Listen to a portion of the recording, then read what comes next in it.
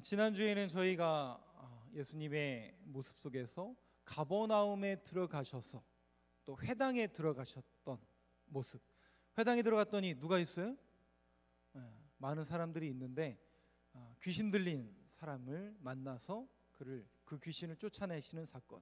그런데 그 가버나움이라는 이름의 뜻이 위로의 동네, 위로의 마을이라는 뜻이었는데, 위로의 마을, 위로가 정말 필요한 동네에 정말 많은 귀신 들린 자들, 중풍병자들, 앞으로 이제 1장과 2장에 계속 또 마태복음에 누가복음에 그 가버나움에 많은 사역을 하시는 것으로 봐서 그 동네가 문제가 굉장히 심각했던, 정말 위로가 필요했던, 하나님의 진정한 위로가 필요했던 그 위로의 마을에 예수님께서 찾아가신 사건, 그 첫 번째 사건이 귀신 들린 자를 쫓아낸 사건을 지난주에 말씀드렸다면, 이제 예수님이 회당에서 나와서 베드로의 집으로 들어가는 그 장면입니다.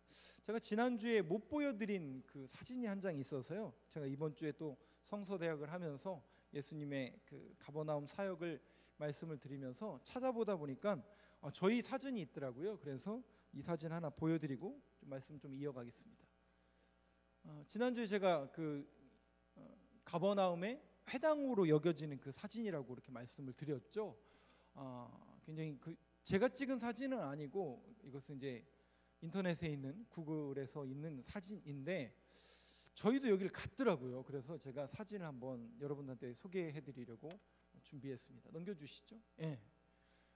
생각해 보니까 벌써 11년 정도, 만 11년 이렇게 지난 것 같습니다. 그래서 이렇게 사진을 멀리서 보시면 여러분들도 잘 모르실 것 같아서 조금 확대해 봤는데, 그러니까 여러분 생각해 보세요. 2000년 전에 저 정도의 규모의 회당이나 건물을 지을 정도면 저 동네가 작은 도시였다라는 겁니까? 큰 도시였다라는 겁니다. 굉장히 큰 도시였던 것을 볼 수 있습니다. 왜 큰 도시였냐면 이유를 설명드릴게요. 넘겨주세요. 이스라엘의 지도가 이렇게 있다면 저 위에 조그만 호수가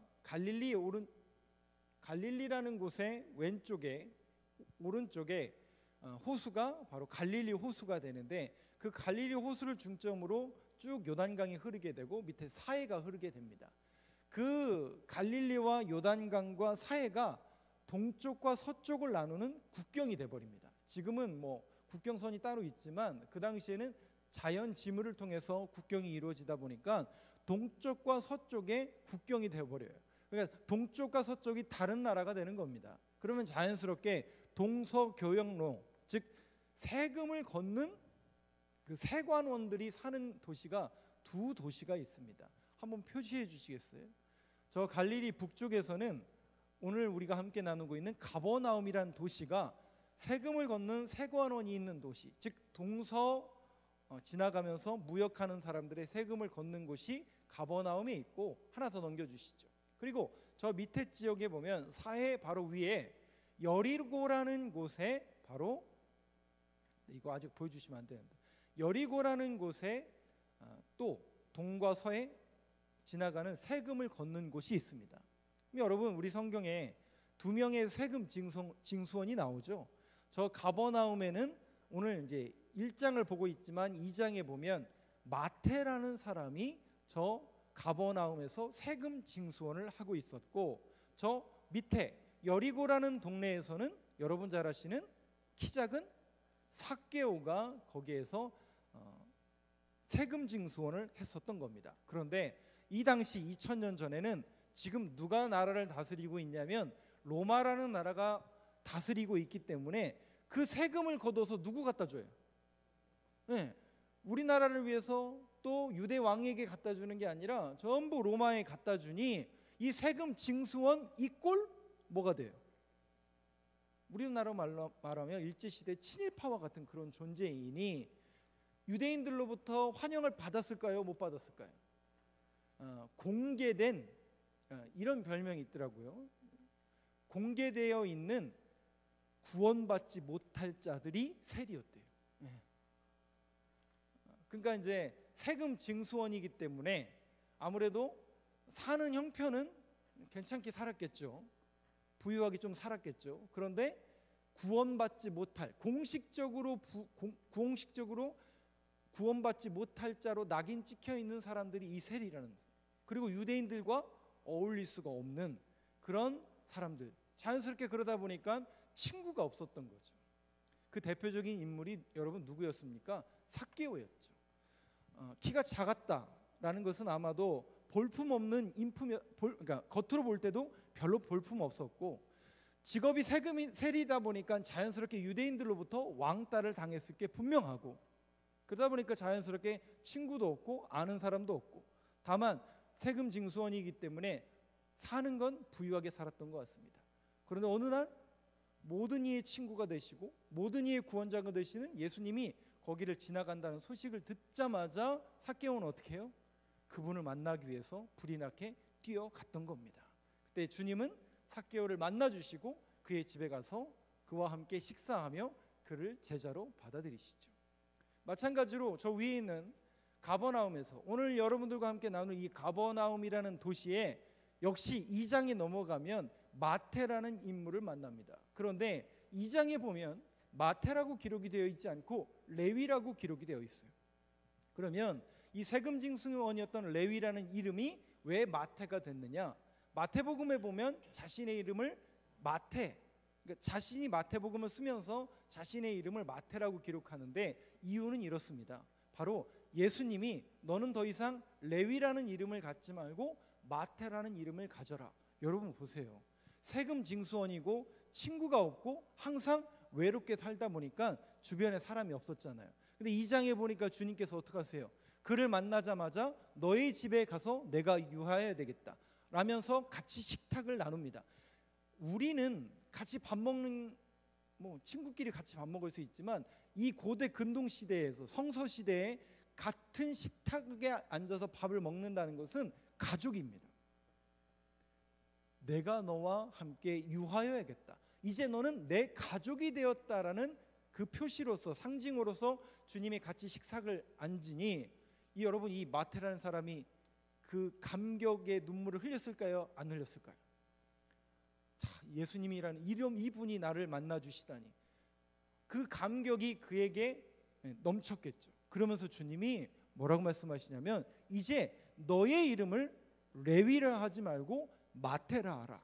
마태라는 이름의 뜻이 놀랍게도 하나님의 선물이란 뜻입니다. 그러면 이 레위 입장에서 마태라는 이름, 하나님의 선물이란 이름을 받았을 때 그 상황 자체가 지금 뭐예요? 정말 하나님의 선물과도 같은 그 예수님과의 만남이었겠죠. 그런 의미에서 오늘 우리 옆에 계신 분들과 함께 이렇게 인사했으면 좋겠습니다. 저를 보지 마시고 옆에 분들하고 보시면서 당신은 하나님의 선물입니다. 한번 인사하시죠. 당신은 하나님의 선물입니다. 네. 어찌 보면 저와 여러분이 예수 믿는다는 것, 또 예수님을 만났다라는 것, 예수님을 알게 되었다는 것, 교회를 다닌다는 것은요, 하나님이 우리를 만나 주신 사건입니다. 구별해 주신 사건입니다.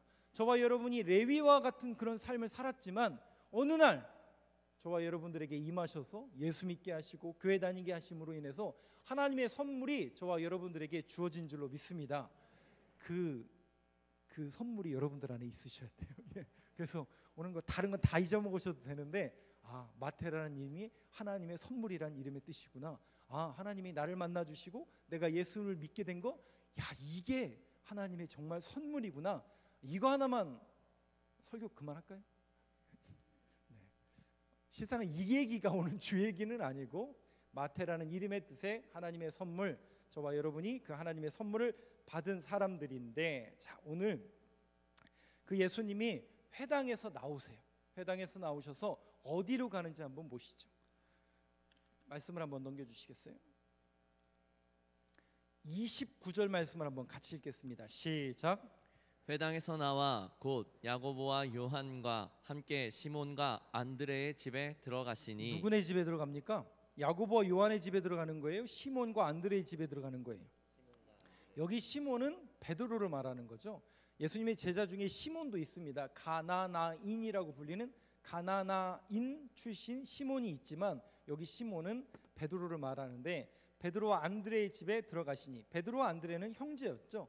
그 집에 들어가셨는데, 넘겨주시죠. 30절 말씀. 자, 자, 무슨 일이 벌어지는가 같이 읽겠습니다. 시작.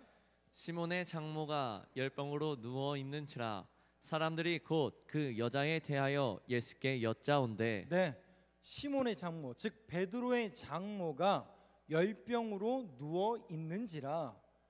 열병, 영어에도 피버라고 나오는데, 그러니까 뭔가 굉장히 뜨거운 병에 누워 있는지라 사람들이 곧 여자에 대하여, 그 장모에 대하여 예수께 여짜온대. 그러니까 여기 그 장모의, 베드로의 장모에 대하여 예수님께 말씀하셨다. 그러니까 상황이 이러이러해서, 보세요. 예수님이 회당에 나오셔서 제자들과 함께 누구네 집에 갔어요? 베드로 안드레 집. 그러니까 회당 근처에 아마 있었던 것 같아요.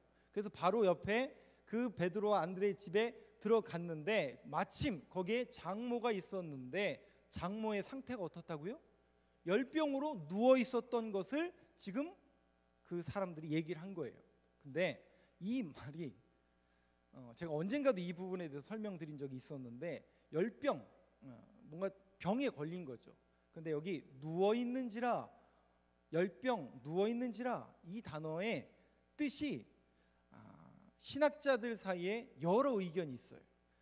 진짜 열병에 걸렸다, 그러니까 우리가 보통 알고 있는, 표면적으로 알고 있는 그런 병에 걸렸다, 아니다, 이 단어 자체가 다른 의미가 있다, 이게 의견이 분명한데, 오늘 저는 어떤 한 목사님의 의견을 조금 따라서 이렇게 설명을 좀 드리겠습니다. 그래서 혹시 다른 의견이 혹시 있을 수도 있기 때문에 저는 다른 목사님으로부터 이렇게 설교를 들었는데 이건 틀린 거 아닌가? 아니, 그건 틀린 거 아니에요. 그러니까 의견이 좀 분분한데, 저는 여러분들이 보통 알고 있는 그 열병 말고 또 다른 시각에서 해석하는 목사님의 설교를 조금 인용해서 말씀드리겠습니다. 여기 열병이란 단어가요, 영어에는 그냥 단순히 a fever, lay a fever 이렇게 되어 있는데 동사로 되어 있습니다. 원문에는 동사예요. 그러니까 명사가 아니라 동사예요. 그러면 열병이라는 단어가 명사가 아니라 동사라는 것은 무슨 뜻이에요? 뭔가 이거다라는 게 아니라 뭔가의 상태를 말하는 겁니다. 지금 열받은 상태를 말하는 겁니다. 조금 이해가 되시나요? 열병이라고 그랬잖아요. 그러니까 뭔가 열받은 상태를 말한다고 해석도 된다라는 거죠. 그러면서 이게 오르락 내리락 하는 거예요. 그러니까 열이 올랐다가 내렸다가, 그러면서 동시에 내가 앉아 있었다가 서 있다가. 여러분, 이게 도대체 무슨 상황일까요? 네. 열이 올랐다가 내렸다가, 또 자세도 이렇게 일어났다가 앉았다가, 그러니까 뭔가 안절부절하면서 열이 올랐다 내렸다. 그래서 이 부분을 그분은 이렇게 해석하시더라고요. 뭔가 이 장모의 상태가 굉장히 소위 말하는 열받은 상태라는 거죠. 그러니까 어떤 사건을 통해서 지금 굉장히 열이 받아 있는 상태. 그러면 여러분 한번 상식적으로 여러분들이 아는 상식을 동원해서 이 베드로의 장모가, 여기 베드로의 장모라고 했잖아요. 안드레 때문에 그런 게 아니라 분명히 베드로 때문에 이 장모의 이름이 거론이 됐거든요. 그럼 베드로의 장모가 왜 열을 받았을까? 뭐를 유추할 수 있냐면 베드로 때문이죠. 그죠? 이름이 베드로의 장모로 나오니까. 그러면 베드로의 뭐 때문에 이 여인이 열받았을까요? 네? 뭐 때문에? 네. 이거예요, 이거. 다른 거 아니에요. 어느 날 세베대의 두 아들 요한과 야고보와 안드레와 시몬이 그 동네에서 고기를 잡던 사람들이잖아요. 근데 여러분, 한 가지 제가 잠깐 말씀드리면, 성지순례를 가면 이 동네, 이 사람들의 원래 살던 곳이 가버나움 위에 벳세다라는 곳이에요. 근데 벳세다가 굉장히 언덕에 있어요. 그래서 성지순례를 가면 사람들이 막 물어보잖아. 아니, 여기 산인데 여기는. 아니요, 그 당시에는 이 수위가 높았다고 그래요. 아무튼 이 사람들의 원래 직업이 갈릴리에서 어부였는데, 어느 날 저기 나사렛 동네에서 살던 한 청년이 와가지고 지나가다가 나를 따르라. 이제부터 너희로 사람 낚는 어부가 되리라. 그러니까 모든 걸 팽개치고 예수를 따라간단 말이죠. 그럼 여러분, 베드로의 장모의 입장에서는, 베드로의 장모가 아니라서 이해가 안 되실 수 있겠지만, 베드로 장모의 입장에서는 이게 열받을 일이에요, 안 열받을 일이에요? 아니 생계를 책임져야 될 이 지금 사위가 갑자기 모든 걸 팽개치고 선교사하고 목회한다니까 이게 갑자기 이게 어떻게 된 거예요? 열받을 일이 안 열받을 일이. 그분은 그렇게 해석하시는데 그런 상태라는 것을 봤을 때도 그런 의미가 다소 없지 않아 있는 것 같습니다. 우리가 그렇게 이제 유추해 볼 수도 있다라는 것이죠. 여러분도 조금 그 부분에 대해서 좀 공감이 되시나요? 이거는 이제 믿고 안 믿고의 차원이 아니라 우리가 이제 유추해 보는 거죠. 그 성경적인 그 상태를 통해서. 그래서 아마도 이 여인은 이전에는 하나님을 잘 모르고 하나님도 잘 모르고 예수를 모르던 상태니까 갑자기 생계를 자기가 또 우리 사위가 그런 상황이 연출이 되다 보니까 자연스럽게 경제적인 문제를 생각하지 아니할 수 없었기 때문에 아마도 이 여인은 그러한 일들로 인해서 열병으로 누워 있었던 게 아닌가라고 유추해 볼 수 있다라는 것이죠. 그때 31절 말씀을 한번 보여주시죠. 그때 한번 같이 읽겠습니다. 시작. 나아가사 그 손을 잡아 일으키시니 열병이 떠나고 여자가 그들에게 수종드니라. 우리는 성경을 통해서 한 절로 딱 이렇게 되어 있기 때문에 단순히 이 구절만 통해서 예수님이 만지면 진짜 못할 일이 없지, 그리고 예수님이 딱 만지면 끝나지, 이렇게 해석할 수 있지만 이 문장과 이 내용 안에는 굉장히 많은 내용이 실질적으로 함축되어 있습니다. 여기 보시니까요, 주님이 가셔서 그 손을 잡아 일으키시니 뭘 잡아요? 손을 잡아요. 손을 잡아요. 이 똑같은 내용이 마태복음에는 어떻게 표현하고 있는지 한번 보시죠. 8장 말씀 한번 넘겨주시죠. 8장 14절 15절에도 역시 똑같은 내용이 있는데 여기에는 조금 더 디테일하게 묘사하고 있는데요, 그 부분 한번 보도록 하겠습니다. 같이 읽겠습니다. 시작. 예수께서 베드로의 집에 들어가사 그의 장모가 열병으로 앓아 누운 것을 보시고 그의 손을 만지시니 열병이 나가고 여인이 일어나서 예수께 수종들더라. 손을 어떻게 하셨어요? 만지신 거예요. 하나님의 손이 그를 만지신 거예요. 여러분, 하나님의 손은 성경에서 손이라는 하나님의 손, 예수님의 손은 항상 권능을 상징하고 사인합니다. 하나님의 그 권능의 손이 그 여인을 만지니까요, 그 여인의 병이 물러가요. 어떤 여인은 예수님의 그 옷자락만 만졌을 뿐인데 그의 병이 물러갔어요.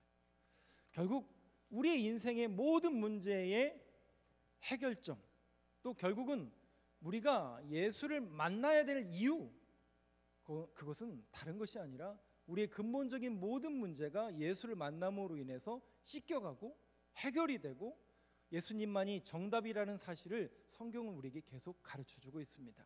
오늘 이 밤에도 저와 여러분들이 그 주님의 손을 만질 수 있는 축복의 밤이 되길 간절히 소망합니다. 주님, 나에게도 임하여 주옵소서. 나에게도 그 예수님의 손이 임하여 주시고 만져주셔서 내 문제, 내 고백, 내 영혼, 내 심령이 치유함을 받을 수 있도록 나를 만져주시고 오늘도 우리를 터치하여 주옵소서. 이런 믿음의 고백이 오늘 저와 여러분들의 고백이 되길 간절히 소망합니다. 그것이 근본적인 해결책이에요.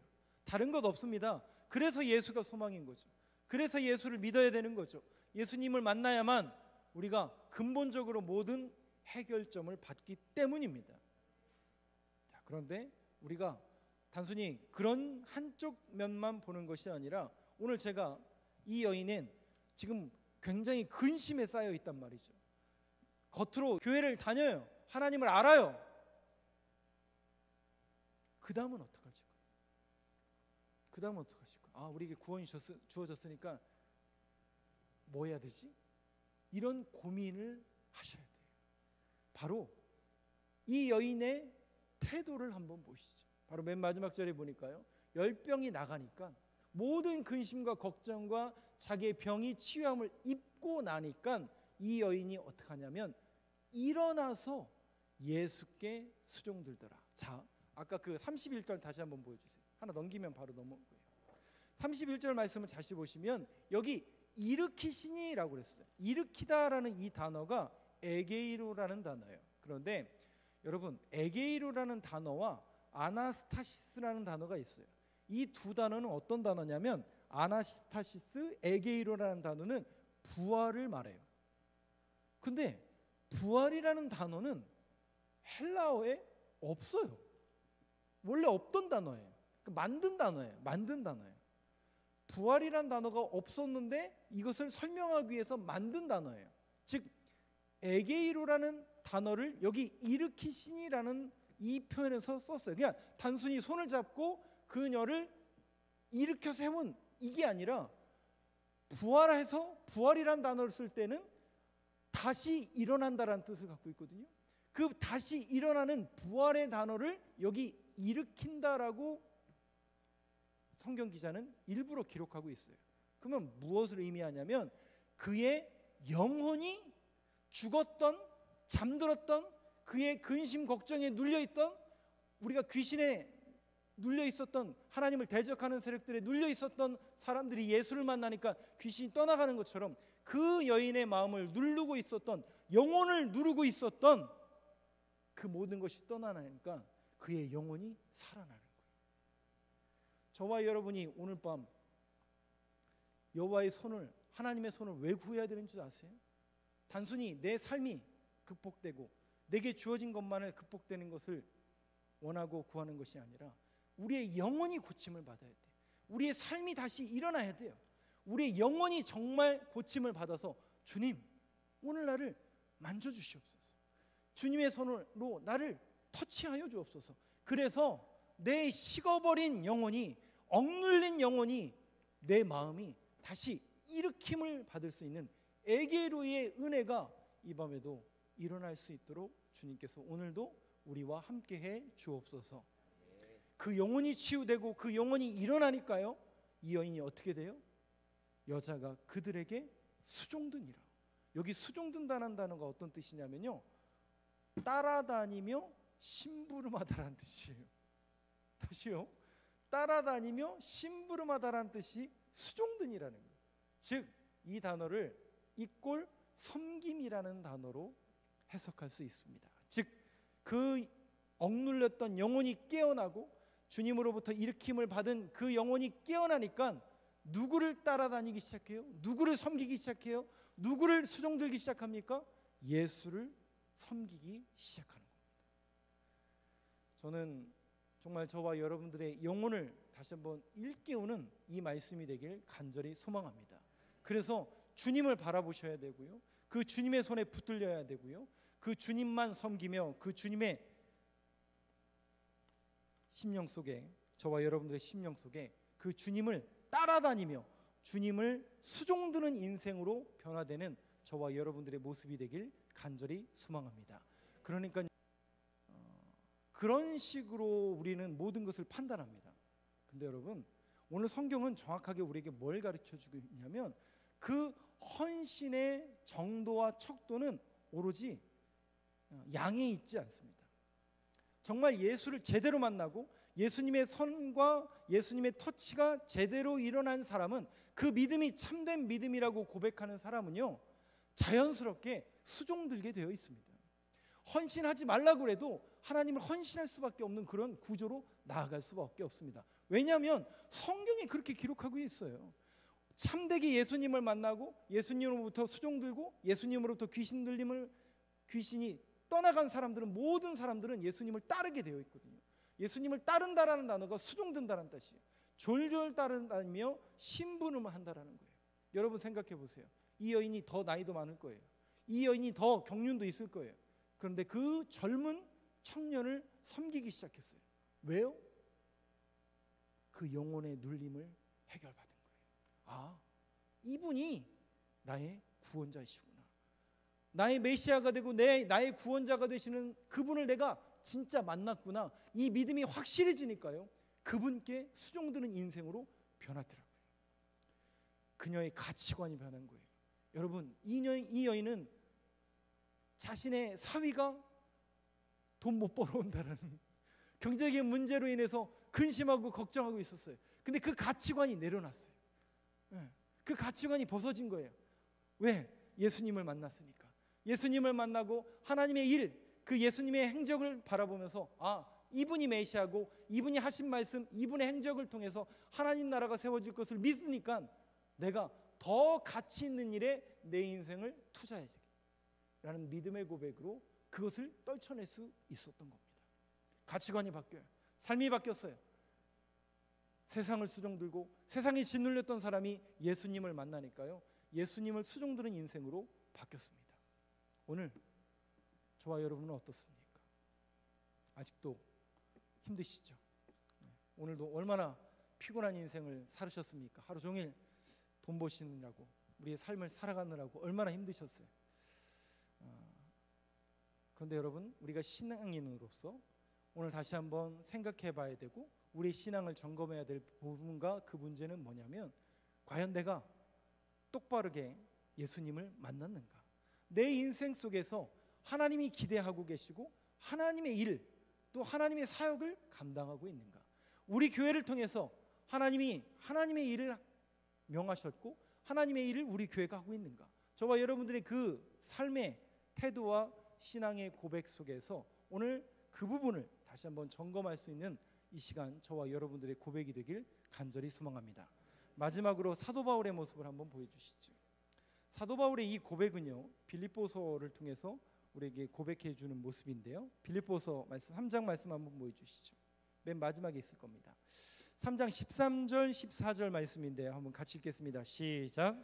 형제들아, 나는 아직 내가 잡은 줄로 여기지 아니하고 오직 한 일, 즉 뒤에 있을 것을 잊어버리고 앞에 있는 것을 잡으려고 표대를 향하여 그리스도 예수 안에서 하나님이 위에서 부르신 부름의 상을 위하여 달려가노라. 사도 바울은 빌립보 교인들에게 쓴 편지 속에서 이렇게 고백했습니다.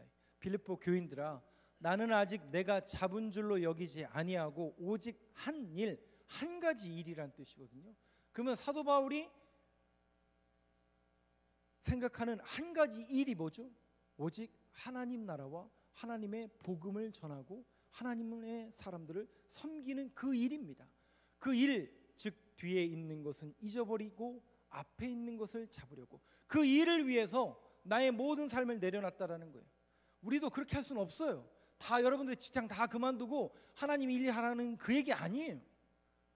우리에게 주어진 그 모든 자리에서 이런 믿음의 고백으로 하나님의 일을 감당할 수 있는 저와 여러분이 되길 간절히 소망합니다.